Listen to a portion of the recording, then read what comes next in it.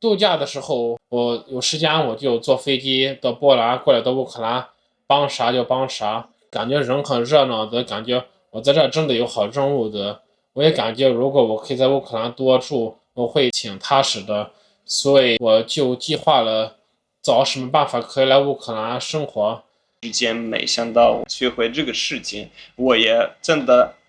不想知道这些事情。我希望未来我不会使用这个知识在我的生活当中，但是现在的话，这个真的会帮你救一个生命或者你的自己的生命。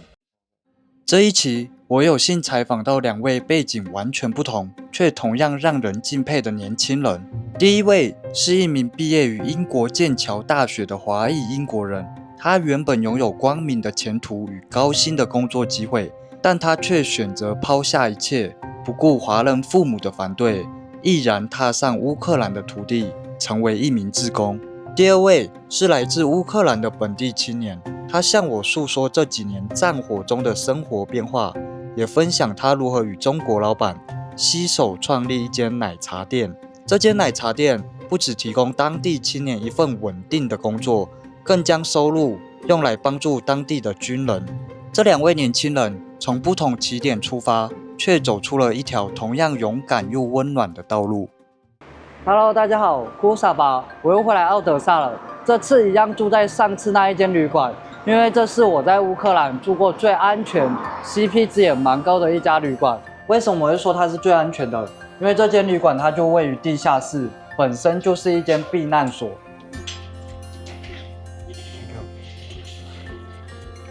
这边是他们的柜台，还有贩卖咖啡。他们厕所我觉得蛮干净的，还不错。这边是他们客厅，有2张桌子可以用餐，也可以在这边办公。让我蛮震惊的是，这边居然有这种饮用水。我在乌克兰住过这么久啊，没有几家是有饮用水的，大部分都是直接从水龙头接水。这边是他们的流理台，有微波炉，还有煮水器。再来是我的房间，4人房，这个走道蛮宽敞的。边边都可以放行李。现在要来去猫咪奶茶店跟2位弟弟碰面认识一下。这次会回来奥德萨也是因为因缘际会之下认识了猫咪奶茶店的创办人东哥。跟他聊天之后才知道这里有2位年轻有为的弟弟，值得来认识一下。那我们就一起过去跟他们聊聊天，认识一下他们在这里的生活以及故事吧。我叫 Tom， 我叫王乐。我是在英国出生长大的。你说你是剑桥毕业的吗？这个文凭应该在英国很好找到工作，就是工资也会比这里高。那为什么你放弃那边的生活，然后选择来这边？离开这个欧盟之后，英国的经济真的挺破的，大的这些公司都离开英国了。在英国我也找个老师工作都没成功，我就意识到了英国真的没有那么多机会的。我又报了这个工作去阿联酋当老师，这跟英国相比，在阿联酋教课可以挣2倍钱。我在阿联酋工作了2年，回到英国读了个研究生，研究生之后我找到工作了，这个英国的办公室，这个航班这个 Jet2。可是我这样子工作又意识到工作不难，然后工资肯定比乌克兰高，比阿联酋低。我有这些任务挺小的，我就感觉我不是在把我自己发展好，然后也不特别幸福。度假的时候有时候我就去波兰，你们可能知道，在英国火车票非常贵，从英国坐飞机到波兰比英国国内的火车票便宜多了，所以我就经常去波兰。我就意识到，我也可以再过去到乌克兰吧，因为我在网上看了2个视频，一个就是 Mark， 他在乌克兰做好多支援活动。我也认识个英国男子叫 Richard， 他现在跟几个人一起做这些无人机，然后我看了他们的视频，意识到了，如果他们可以来乌克兰，我就也试过来吧。然后那就属于是我第一次2023年7月份来到乌克兰了。那你第一次来的感觉是怎么样？还记得清楚，我都没确定我会怎么来的。我现在波兰降落了，我计划了有可能从那我可以买个大巴票过来到乌克兰。降落之后意识到了大巴票都卖光了，所以我就坐个火车到普雷梅希勒，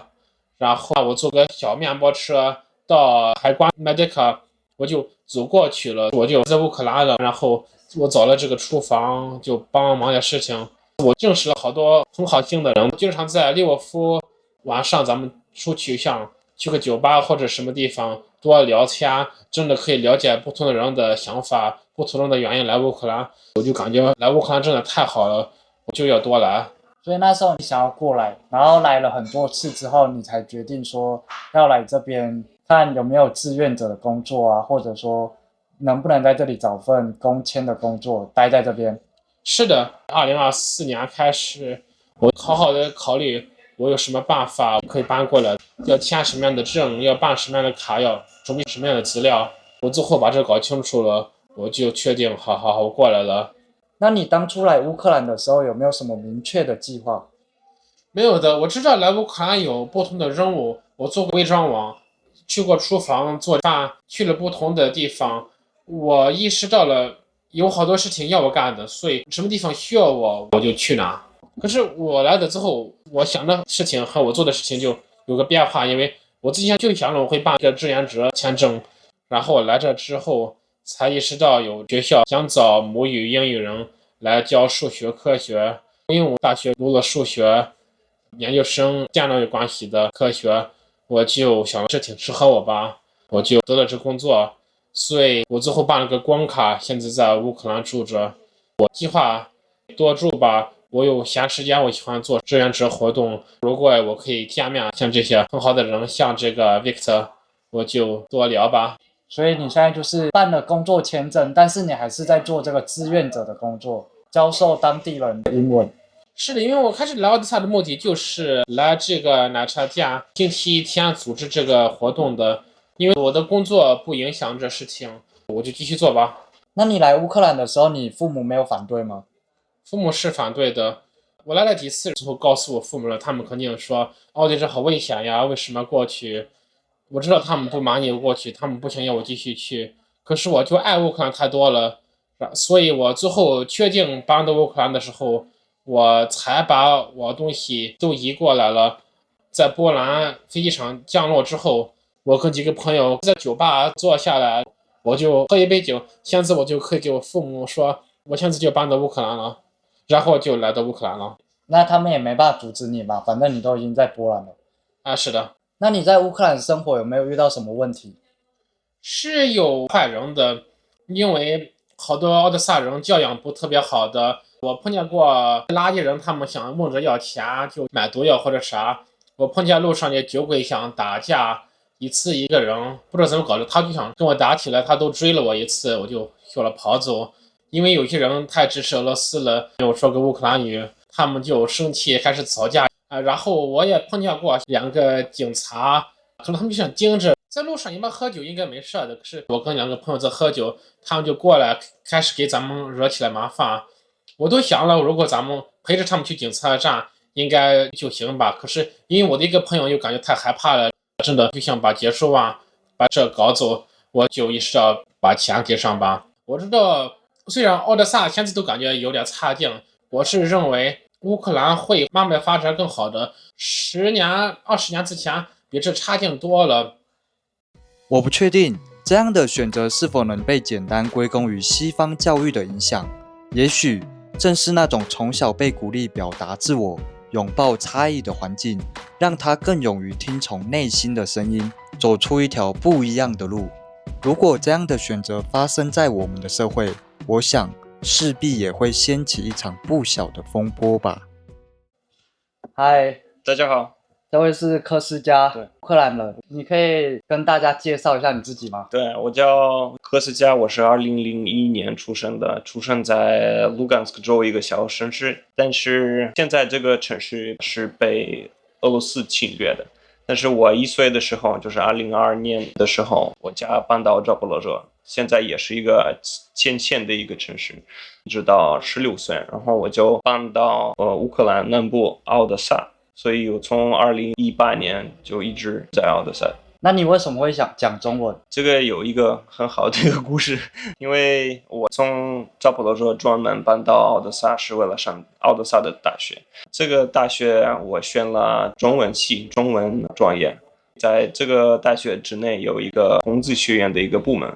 正好这个大学和其他大陆的大学有些关系合同，所以考完了汉语水平考试之后，如果你通过的话，你就可以得到一个奖学金，就去哈尔滨工程大学半年或者1年的学习。但当初你有去中国吗？我没有去中国，因为我是2019年考完了这个考试，但是那个时候疫情就爆发，所以我就无法去中国留学。那你之后还会想去中国吗？肯定，我想去中国，但是我不知道这个会有一个学习的机会或者工作的一个机会，但是我肯定愿意去的，因为这还是我的梦想。你那时候是因为疫情没办法去中国，对，那疫情之后是紧接着战争爆发吗？对，那个时候战争爆发，战争第一天开始，所有8到60岁的乌克兰的男人就不能出国，所以在这个情况下，我又不能去中国。那现在乌克兰政府对人民的政策是18到65岁的男性不能出国，是，但是多少岁以上的男性必须参军？必须参军的是25岁以上的。25岁，那18到25他没有强制你要去参军？不会，就是一般来说不会，但是会有一些情况，他们会邀请你去。哦，对对对，这样说吧。我在网络上看到蛮多被邀请去的。对，你会看到。但是一般来说，如果你有什么具体的原因，你不会去前线，有很多个条件你可以不去。比如说，如果你有3个孩子，如果你的爸爸或者你的哥哥已经去前线，你可以不去。如果你是一个这个我有点不知道怎么用中文讲，就是如果你是一个老师或者医生，你有一个工作代替你比较关键的一个方面，如果你是一个老师或者医生，你就可以留在这里就讲孩子，因为就是我们乌克兰的未来，对吧？就是你可以不去。对。那战争爆发的时候，你在奥德萨吗？对，那个时候都在奥德萨。你还记得当时的情况是怎么样？我们当然看到有些新闻说，就是会有大规模的一个战争会爆发，但是那个时候乌克兰的政府好像就没有确认这个信息，所以我们肯定知道会有这个可能性，但是我们没想到这个会像2战，就是他们早上4点钟的导弹从克里米亚开始到奥德萨仓库、奥德萨港口，所以那个时候由于这个很奇怪的声音，我就睡醒了。我就一直从凌晨4点到7点钟都一直看新闻，因为那个时候除了新闻就是国家的平台，我们没有其他的新闻群可以了解每个城市的情况，所以那个时候我一直看这个新闻群有什么声音，然后一直7点没有什么任何导弹，7点以后总统有一个视频发布在电视，就是俄罗斯到乌克兰，你们要尽快买所有的食料或者其他的物品，所以很多人就开始去超市去买东西或者加油，就是很多人就跑到外面，但是外面已经开始打导弹，俄罗斯会打一些仓库或者工厂或者其他的东西。那个时候我从窗户我就能看到离我们大概有几公里的一个仓库就是被爆炸，这是我们第一次发现这个危险，因为之前我们就没想到自己的眼里能看到这些情况。那当初很多人离开奥德萨吗？对，战争第1年好多人出国了，但是第2年、第3年也有更多人回到乌克兰。当初奥德萨这么危险，你有没有想过要离开这边？我没有这个想法。我最恐怕的是我的爸爸妈妈不是在奥德萨，我们不是在一起，所以那个时候我们每一个小时或者每1分钟我们就看新闻，看这个情况会怎么发生，所以那个时候我没有这个想法。那你是因为爸爸妈妈所以才留在奥德萨？是，我就决定我们先要集合在一起。那你等你爸爸妈妈来奥德萨之后，你们也没有决定？也没有决定，因为那个时候我已经出不来，所以你用哪一个方式你还是出不来。那你没有想过去利沃夫吗？没有，因为那个时候奥德萨挺危险，但是有一个关键的一段时间，就是我们政府说俄罗斯的那些船不知道怎么讲，就是船有坦克有人在里面，他们会不会到奥德萨？他们说他们不会到的，但是他们会从克里米亚然后任何地方发射那些导弹。对，所以我们觉得OK， 就是我们不会直接被侵略的，所以那个时候没有这个想法，就是换一个地方或者换一个比较安全的城市，这个没有。那战争期间有没有对你的生活上有具体的影响？就是曾经对你的生活造成很大的困扰，像断水或断电？有了，这3年我们好像都经验过，就是断水、断电，还有断我们的信号这个问题。因为俄罗斯会打一些发电站或者水系统，尤其是冬天比较厉害，就是家里停电停水。那你现在的日常生活跟战前有没有什么区别？我觉得现在没有区别，除了这些劲爆，还有导弹，还有无人机的危险，我觉得我的生活节奏还是和之前一样的，就是差不多的。第一年的生活，我们还没有习惯这个劲爆危险，所以我们一听到劲爆，不知道这个导弹会到哪一个城市。然后之前这些乌克兰情报系统也没有这么的完美，所以如果他们发导弹，我们不知道这个导弹会到基辅或者到奥德萨，所以我们还是要躲起来。我听说前2天还有导弹打奥德萨，对，可是我到的那一天呢，就隔一天晚上，我和烫还有另外一个中国朋友出去，但是我看到街上还是满满的人。但是那个时候应该是周末，所以外面会有更多人。但是由于战争情况，由于天气情况，这一年比较冷，在奥德萨，所以外面没有太多人。没有太多人，对，没有太多人。可是我看蛮多人的。是，就是目前的情况，就是你周末去外面，你看很多人，但是你不会想到，就是战争还有疫情之前，奥德萨外面晚上还会有多少人。这个步行街都是满满的，就是你可以这样，你要这样走，就是到处都是人。所以我那时候看到的很多人，对你来说是很少人，是不多。反正就是战争还是有影响啊，只是说这个战争已经持续3年了嘛。那到现在，像我前2天看到那个导弹这样打过来，但是隔天大家还是会照往常一样，就是上街啊、购物或者说聊天，对，不会说躲在家里。不会的，有些会多的。比如说，我有一个朋友，他有一个小孩子，他是4、5岁。所以肯定是每个警报他们要躲起来，他们也要去底下。很多人其实继续怕这个危险，如果你不怕，你真的有问题，因为这个对你的生活有直接的损害，就是危险。所以说有些人他们怕都放弃怕，因为他们已经没有这个力量，就是你一直怕对你来说也有更大的损害，因为如果你的脑袋一直有经济情况的状况，就不会保持你的日常的生活，对吧？所以你怕不怕你没什么用，你还是去电影院或者去看电视或者去步行街玩一下。所以你的意思就是，虽然会怕，但是你们还是要生活。是，如果你们因为怕都一直躲在家里，精神状况可能会出问题。对，我们没有选择。如果我们一直趴在我们的房子里面，我们就没有这个生活。他们对我们的生活有这么大的危险的时候，我们还是要继续生活，对吧？没办法。你觉得外国人呢？我指的外国人不是住在这里的中国人哦，是没有来过乌克兰的人，能理解你们的生活吗？如果他们真的想理解，就是自己想理解，我觉得他们会理解一部分，因为他们没有经验过乌克兰人经验过的事情。但是对大部分的人来说，我觉得通过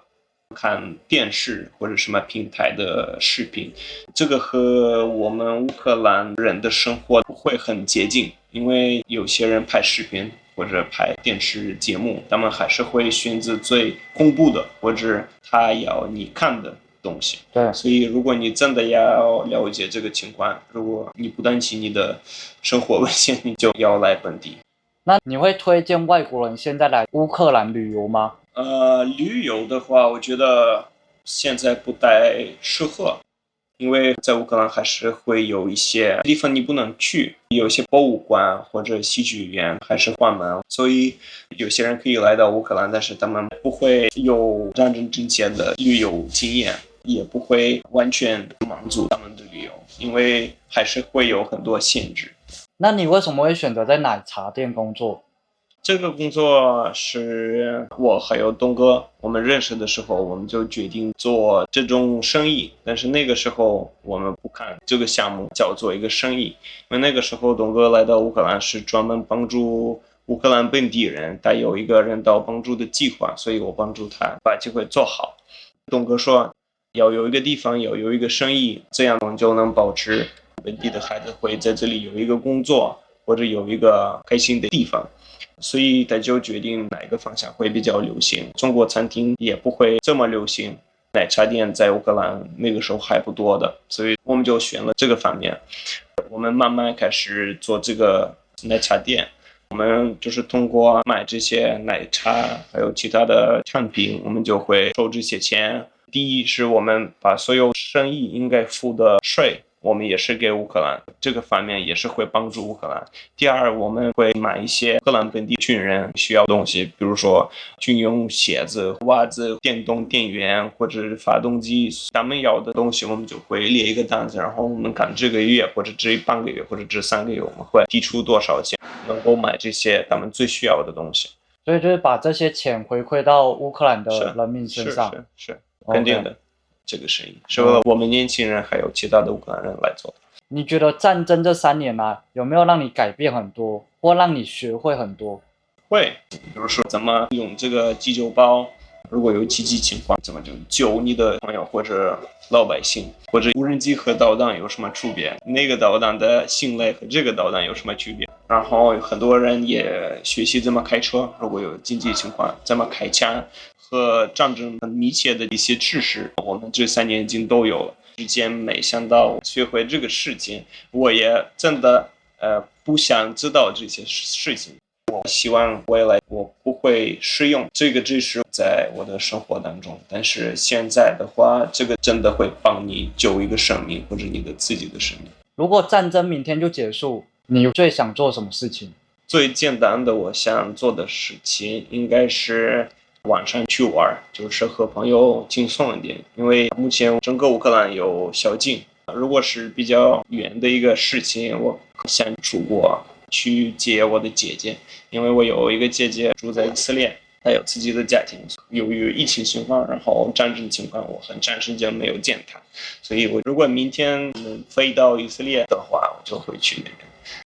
与他聊过后，我深深佩服他的勇气与坚持。在战火中，他选择站出来，与中国老板合作，透过一杯奶茶的温度，他们让这家店成为了城市里的避风港。年轻人可以过来这里学习、工作、喘息，军人也能获得物资与资源。他们用一点一滴的行动，把无力的环境转化成有力的希望。在我们眼里，这也许不过是一家奶茶店，但在他们眼里，这是一场小小的革命，是战争时期里最坚定的善意与抵抗。